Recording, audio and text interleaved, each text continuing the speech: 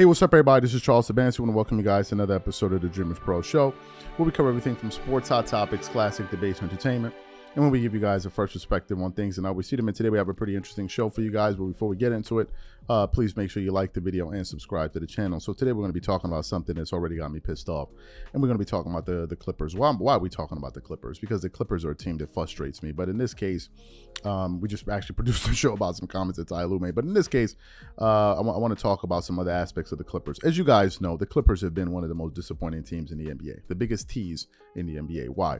Because the Clippers on paper are arguably the deepest team in the NBA. They have the best compilation, I think, of guards and forwards in the entire league. They have a great coach in Ty Lue, who's a championship coach. They have an owner that is passionate about basketball and willing to go at any length to ensure that he has a competitive product out there. And in this case, we're talking about the money that he's willing to spend on a basketball team in terms of their payroll. So he's really willing to put his money where his mouth is. That's Steve Ballmer for you, right? So the Clippers have all of these things going for them. They're playing in Los Angeles, a very nice play, all of these different things. And somehow, some way, the Clippers always find a way to get themselves into trouble. So what happened last season? Last season, the Clippers are able to get, Russell Westbrook. They were able to get Russell Westbrook off the hands of the Lakers, who had traded him to the Utah Jazz, and ultimately they picked him up. At the time that they picked up Russell Westbrook, it was a very controversial move. Why? Because the media had made it their mission to publicly destroy the image of Russell Westbrook, which I believe to this day actually cost him some dollars. What Russell Westbrook passed in LA with the Lakers absolutely had an effect on his earning potential. And you can thank Shannon Sharpe for that. You can thank Skip Bayless for that. You can thank Dave McMenamin of ESPN and all the other people that piled on all season long. It was Dave McMenamin that released that report that people within the Lakers organization view Russell Westbrook as a vampire. Just imagine the language that these people were using, right? Every single day, it was a constant barrage of attacks towards Russell Westbrook every single day, to the point where a lot of people who were not even Russell Westbrook supporters started to come to his defense and say, wait a minute, this is disgusting what's going on. Like, what's the problem? What are we doing right now? Why are you guys so transfixed on this particular issue? So what happens? Russell Westbrook finds his way to the Los Angeles Clippers. He gets there, and then all of a sudden, the Clippers and the Clippers players embrace him with open arms. And at the time, I'm sitting there thinking to myself, why would any human being openly embrace a vampire? Why would you do that? Unless you got a pocket full of garlic or something. Why would you do that? I thought this guy was some type of locker room cancer. But in the Clippers, they end up acquiring Russell Westbrook. And then all of the reports that came out subsequently was that this guy was a fantastic teammate. And as a matter of fact, I actually just heard an interview with Austin Reeves, who just signed a contract with the Lakers, who was a teammate of Russell Westbrook and said he was one of the best teammates he's ever had, which makes one ask the question, what was really going on here? I personally think it was a smear campaign. So what happened? This morning I was combing through the internet and I came across a clip from the All the Smoke podcast. And Ty Lue was the latest guest. He was talking about load management, the Clippers' disappointing season, etc. But then Steven Jackson brought up Russell Westbrook and his admiration for how Russell Westbrook approaches the game. And then they asked him, and Matt Barnes and Steven Jackson, what has it been like to have Russell Westbrook on your roster as an head coach? So what we want to do is want to play exactly what Ty Lue had to say here about his experience with Russell Westbrook, and then we're going to come back and continue on with the show. Take a listen to that.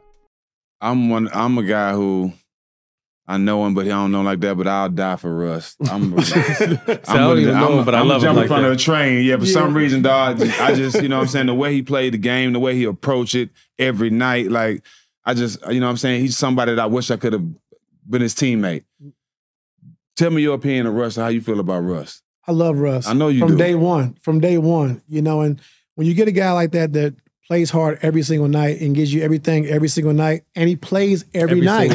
And he plays the same way so like teams that acquire him or teams that, like, you know what you're getting. Yeah. Like, you know what I'm saying, he's a tough dude, tough-minded, you know, and I mean, what he did for our season, him and Plumlee and Bones and Eric Gordon, But what Russ and those guys did coming in for the last 20 games of the season, he saved us. Yeah. You know, PG goes down and he went to another level, you know, and so I love him. You know what I'm saying? We got a great relationship. I can be real with him. He can be real with me. Yep. And all he wants is the truth. Like, if you tell him the truth and say, Russ, this is what we're going to do. This is how we're going to use you. It could be this or that. He's good with it. Yeah, he respects it. You know, and so sometimes you got to save him from himself because he gets fired up. You know what I'm saying? But so what? Do you? You know, if you're doing too much, I'll let you know. But be who you are. And it's my job as a coach to try to make you fit into this puzzle, you know, as far as our team, but be who you are, and then give me 5-10 games, and then I can put you in place to be successful. And he was great, man. I think you and Darvin Ham extended his career from a standpoint of, I feel like, and Jack talked about this earlier in the interview, player coaches who've been there and done that. And I think that he was more susceptible. I think it started with Darvin. It might have took a little while to accept the role with the Lakers, and he accepted it and flourished. And then, like you said, when he came over, you explained what he needed, and he accepted the role and flourished. And to me, there's a knock on who people think he is, right? Not who he necessarily is. But I really think you guys have mentally helped him grab another 5 years in this game. Yeah, for sure. And the athleticism was still there, the IQ, the passing. Like, I mean, he was great, man. Like I said, and when we found out we only had like 3.8 to pay him, whatever, I was like, man, there's no way we're going to get him back. Like, you know, but he's like, I want to win. I want to be in the city I'm from. I want to win. Clippers never won before, and I love what we're doing here. And so he came back. And so, you know, a guy like, they could have went out and got 15 million somewhere else, you know, come back for the 3.8. It just tells you who he is, and he wants to win. So I really appreciated that. You rather a guy have that motor and pull him back a little bit than have to put the motor in him because he don't have it at all. You can't do that. You know what I'm saying? You can't put a motor in. That's why I respect him so much. Yeah, no, every day. Practice, not just games, practice. Like, every day he's going hard every single day. Like, I mean, I don't know where he gets the energy from, 15 years in the league, but every day, Jack, no lie. Practice every day. And that's what kind of helped us get over the hump, too, because when he got there, we had like 6 good practices where we can actually go hard and like kind of teach the new guys what we were doing, but actually, you know, learning some good habits going into the playoffs. I mean, those 6 practices, he was a monster, you know, and so he allowed us to do that every single night. No, come on, PG. Come on, Wild. Let's go. You know, and that made it easier on me, you know what I'm saying? So it was great, man. So you heard what Ty Lue had to say. Does that sound like somebody that's being paid millions of dollars to go up there and say nice things about him? No, help me understand. Who paid Ty Lue all this money to say those nice things about Russell Westbrook? Here are the facts. The fact of the matter is this. A lot of these people in the media made it their business to scapegoat Russell Westbrook for all of the issues that the Lakers had. There's no way you can tell me that Russell Westbrook was the sole reason the Lakers were underperforming for the last year and a half. You can't tell me that unless I don't know what to call you as an NBA fan. Was Russell Westbrook a bad fit on the Lakers? 100%.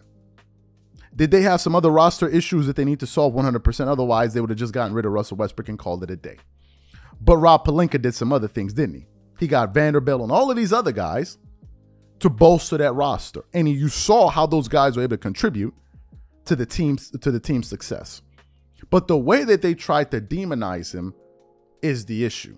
And to hear all of these people that have now had experiences with Russell Westbrook since saying all of these nice things, and then to have a current Laker in Austin Reeves talk about how good of a teammate he was, it lets me know that it was a smear campaign.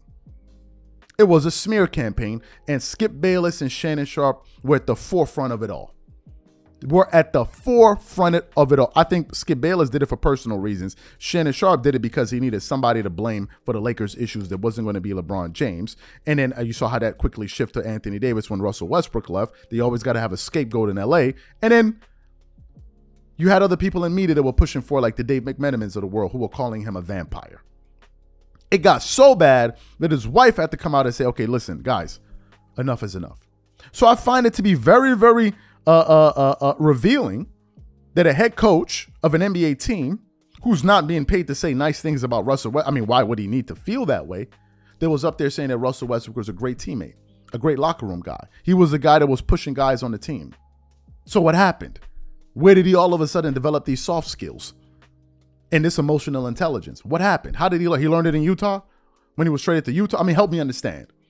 So to me, I'm very happy that this message is out there, and I'm going to continue to push it because I think Russell Westbrook got a raw deal, and a lot of this trash that these guys were doing about him cost this guy millions of dollars. It absolutely did. You would have to be a buffoon to think that Russell Westbrook got to the Lakers and all of a sudden forgot how to play. But you would got to be some type of profound fool to believe that. It was a bad fit. Period. End of story. You could put a good player on the wrong team and it won't work. Go ask Charles Barkley, Scottie Pippen, and those guys how that worked out. Sometimes a bad fit just won't work out. And that's what happened with Russell Westbrook. And I felt, okay, let's put this message out there. So what I want to know from you guys is simply this. Number one, what do you think about what Ty Lue had to say about Russell Westbrook? And number two, do you think that Russell Westbrook is a bad teammate? Whatever you guys think, leave your thoughts in the comment section and we catch you guys on the next show. Peace.